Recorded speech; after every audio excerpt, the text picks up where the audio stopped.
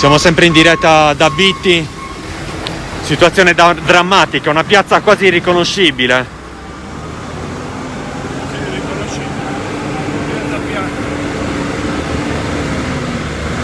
Tu dove abiti? Io abito nei quartieri più bassi, però è un declivio e dunque molto fatto procedere ed è fluita tutta in basso. Il ciclone del Cleopatra era una pioggerellina. Quello nel 2013.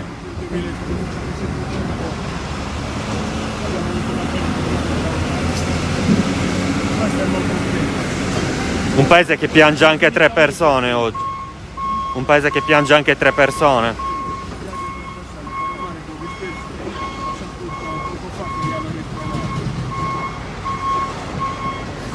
In bocca al lupo.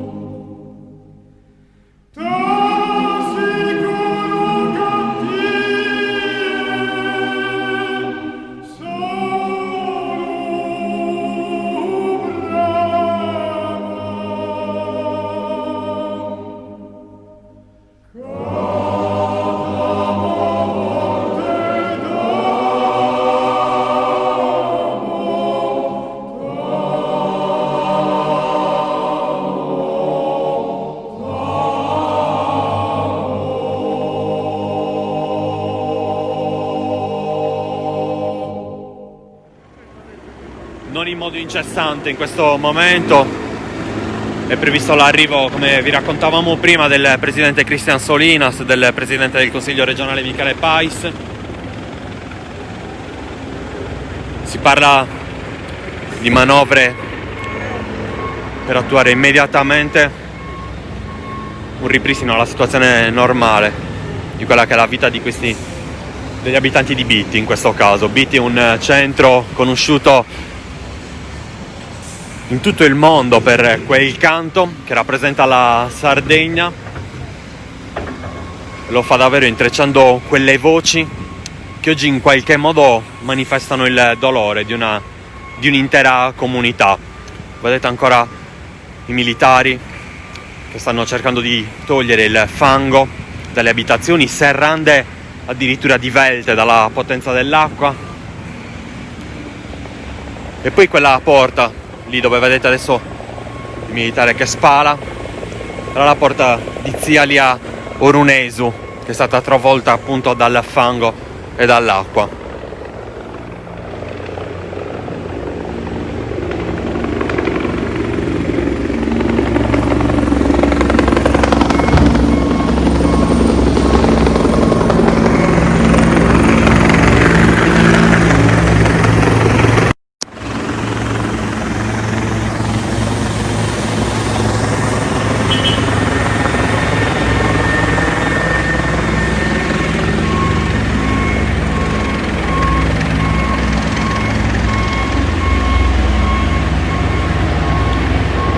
Questa è la piazza principale del paese, la piazza Asproni. Come vedete è stata sommersa e travolta dal fango. Abbiamo visto l'ingresso del comune. L'assessore raccontava che era impossibile entrare perché il fango aveva costruito appunto l'accesso alla porta principale del comune. Questo è il comune di Bitti. È ripresa a piovere in questo momento.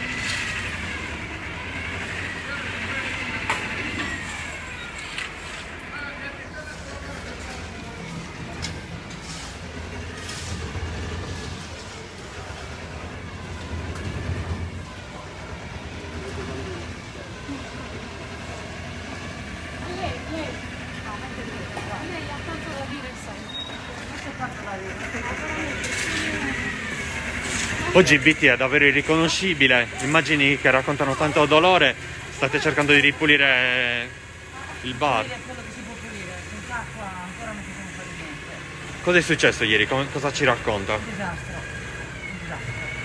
Il Butti non c'è più. La piazza è davvero irriconoscibile, la via che porta... Tutto il paese, ovunque si vada non ci sono strade, non c'è più niente. C'è tanta roba da fare. Abbiamo bisogno di venire qua. Oggi in tanti si sono dati appuntamento qui a BT, la protezione civile, le forze dell'ordine, c'è tutta davvero tantissime persone che stanno cercando di aiutare. In bocca al lupo davvero, in bocca al lupo.